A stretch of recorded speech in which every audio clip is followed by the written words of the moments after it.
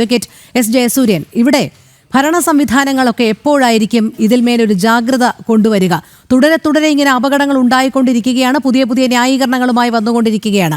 ഓരോ വർഷവും ഇത്തരം മരണങ്ങൾക്ക് സാക്ഷ്യം വഹിക്കാനാണോ കേരളം ഇനിയും കാത്തിരിക്കുന്നത്?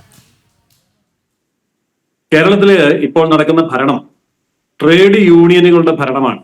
ഈ CPIM-നോ അല്ലെങ്കിൽ പിണറായി വിജയനോ ഇലക്ട്രിസിറ്റി മന്ത്രിക്കോ ഒന്നും അവിടെ ഒരു അധികാരവുമില്ല. ട്രേഡ് യൂണിയൻ തീരുമാനിക്കും, ട്രേഡ് യൂണിയൻ അങ്ങ് ഭരിക്കുകയാണ്. ഇലക്ട്രിസിറ്റി വകുപ്പില് മഴ വരും എന്നുള്ളത്, ഇലക്ട്രിസിറ്റി വകുപ്പിനെ ബാധിക്കും എന്നുള്ളത് കണ്ടെത്താൻ വല്ല ബുദ്ധിമുട്ടുമുണ്ടോ? മഴക്കാലമാണിത്, എല്ലാ വർഷവും മഴക്കാലമാണ് ഈ സമയം. അപ്പോൾ മഴക്കാലത്ത് ചെയ്യേണ്ട മുൻകരുതലുകൾ എടുക്കാൻ അവിടെ ഇഷ്ടം പോലെ ഉദ്യോഗസ്ഥന്മാരുണ്ട്. ഇതിലൊരൊറ്റ ഉദ്യോഗസ്ഥർ പണിയെടുക്കുന്നുണ്ടോ? അവരെന്താ ചെയ്യുന്നത്? അവർ ചെയ്യേണ്ട ജോലി അവര് വേറെ ഉദ്യോഗസ്ഥന്മാരെ ഏൽപ്പിക്കും. അവരെന്താ ചെയ്യുന്നത്? അവരത് സ്വകാര്യ മേഖലയെ ഏൽപ്പിക്കും. അങ്ങനെ പണിയെടുക്കേണ്ടവൻ പണിയെടുക്കാതെ ശമ്പളം മാത്രം മേടിക്കുകയും എന്നിട്ട് അവന്റെ കീഴിൽ താൽക്കാലിക ജീവനക്കാരെ വെച്ച് അവനെ കൊണ്ട് പണിയെടുപ്പിക്കുകയും ചെയ്യും. അവനെന്താ ഉത്തരവാദിത്വം? അവന് കിട്ടുന്ന പൈസയ്ക്കുള്ള ജോലി ചെയ്തു എന്ന് വരുത്തും, അത്രേ ഉള്ളൂ. അതല്ല നടന്നുകൊണ്ടിരിക്കുന്നത്. അതല്ലെങ്കിൽ കേരളത്തിൽ മഴക്കാലമാണെന്നും കേരളത്തിലെ വൈദ്യുതി ലൈനുകൾ കടന്നു പോകുന്നത് മരച്ചില്ലകൾക്കിടയിലൂടെയാണെന്നും കാറ്റും മഴയും ഉണ്ടാകുമ്പോൾ അപകടമുണ്ടാകുമെന്നും ഇവിടെ കണ്ടെത്താൻ വലിയ ബുദ്ധിമുട്ടൊന്നുമില്ല. പക്ഷെ അത് ഉത്തരവാദിത്വപൂർവ്വം ചെയ്യുന്നില്ല. ചെയ്യിക്കാൻ സർക്കാരിന് പ്രാപ്തിയില്ല. സർക്കാർ പേടിച്ച് വിറച്ച് നിൽക്കുകയാണ് ട്രേഡ് യൂണിയന്റെ മുമ്പിൽ. അപ്പൊ ട്രേഡ് യൂണിയൻ ഇല്ലെങ്കിൽ സർക്കാരില്ല.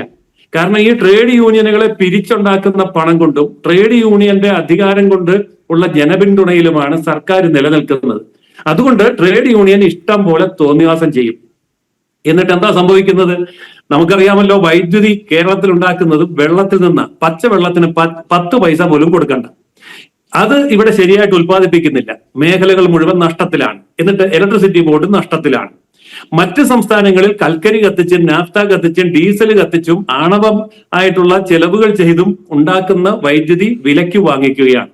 അവിടെ മുഴുവൻ കൊള്ളയാണ്, കമ്മീഷനാണ്. ഈ കമ്മീഷൻ അടിക്കാൻ വേണ്ടി കേരളത്തിലെ വൈദ്യുതി ഉൽപാദനം തടസ്സപ്പെടുത്തിയിട്ട് ട്രേഡ് യൂണിയനിസം കൊടി കുത്തി വാഴുമ്പോൾ ഭരണം എന്ന് പറയുന്നത് നോക്കുകുത്തിയായി പോവുകയാണ്. ഇതാണ് ഈ പറഞ്ഞ ദുരന്തത്തിന്റെ അടിസ്ഥാനപരമായ കാരണം. ഇലക്ട്രിസിറ്റി ബോർഡിന്റെ ഒറ്റ ഉദാഹരണമാണ് ഞാൻ പറഞ്ഞത്. സകല ബോർഡിലും ഇത് തന്നെയാണ് ഇവിടെ നടന്നുകൊണ്ടിരിക്കുന്നത്.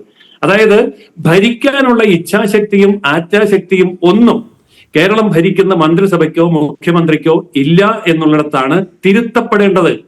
ജനങ്ങൾ പിഴഞ്ഞു മരിക്കുമ്പോൾ എല്ലാം ഒറ്റപ്പെട്ട സംഭവം എന്ന് പറയും. ഒറ്റപ്പെട്ട സംഭവം ഇല്ലാത്തവർ ഒറ്റ ദിവസം കാണിക്കാമോ?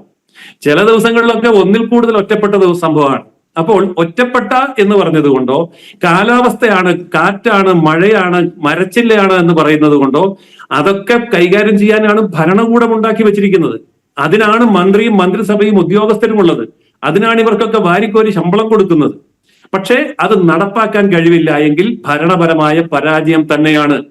റോഡിലെ കുഴികളുടെ കാര്യമാണെങ്കിലും കെട്ടിടം ഇടിഞ്ഞു വീഴുന്നതാണെങ്കിലും വൈദ്യുതി മൂലമുണ്ടാകുന്ന മരണമാണെങ്കിലും ഇതെല്ലാം തന്നെ ഭരണകൂടം എന്ന് പറയുന്നത് എന്തിനാണ്?